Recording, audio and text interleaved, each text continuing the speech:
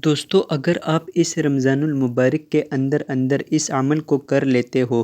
جو میں آپ کو آج کی اس ویڈیو میں بتانے لگا ہوں تو اگلے رمضان کے آنے سے پہلے انشاءاللہ عز و جل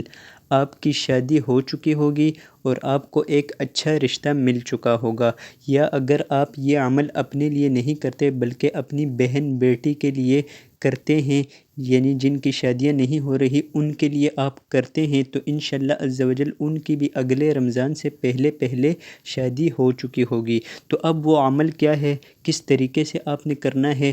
صحیح اچھے طریقے سے آپ کو سمجھاؤں گا۔ تو دوستو جاننے کے لیے بنے رہیے ویڈیو کے ساتھ اینڈ تک، اور اگر آپ نے اس ویڈیو کو لائک نہیں کیا تو ابھی سے لائک کر دیجئے کیونکہ بعد میں آپ بھول جاتے ہیں۔ تو دوستو آپ نے زیادہ کچھ نہیں کرنا، بس یہ عمل سن لیجئے۔ رمضان المبارک کی 12ویں شب یعنی 11ویں اور 12ویں روزے کے درمیانی رات بعد نماز عشاء دو رکعت کر کے 12 نفل اس طرح پڑھیے کہ ہر رکعت میں سورہ فاتحہ کے بعد ایک بار سورہ اخلاص یعنی قل ہو شریف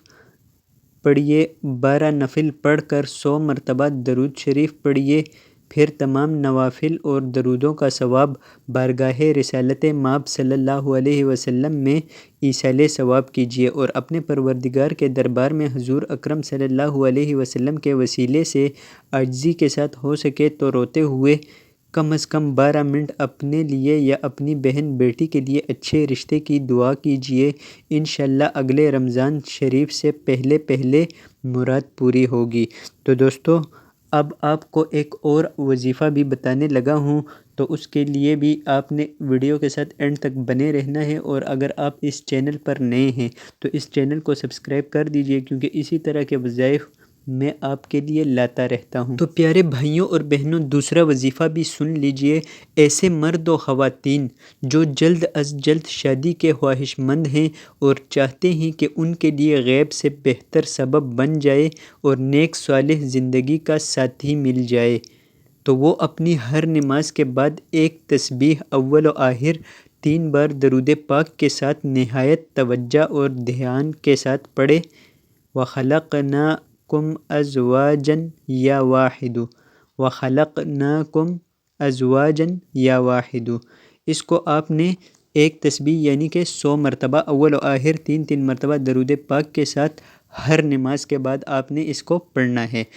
تو انشاءاللہ عز و جل دوستو رشتوں میں ہر قسم کی رکاوٹ دور کرنے کے لیے یہ لاجواب عمل ہے۔ تو دوستو آزمائش جو ہے وہ شرط ہے، یعنی آپ جب تک اس عمل کو کریں گے نہیں تو یہ عمل آپ کو فائدہ کیسے دے گا، تو اس کے لیے آپ نے اس عمل کو لازمی طور پر کرنا ہے۔ تو دوستو جب آپ یہ عمل کر لوگے تو انشاءاللہ عز و جل اس کے نتائج آپ خود ہی دیکھ لوگے۔ تو چینل پر نئے ہیں تو چینل کو سبسکرائب کر دیجئے، اور ویڈیو پسند آئے تو اس ویڈیو کو ایک لائک کر دیجئے، اور اگر اس ویڈیو میں میرے سے کوئی غلطی کوتاہی ہو گئی ہو تو کمنٹ سیکشن میں مجھے بتا دیجئے۔ تو آج کی ویڈیو میں بس اتنا ہی، اپنا اور اپنوں کا خیال رکھیے، مجھے دیجئے اجازت، اللہ حافظ۔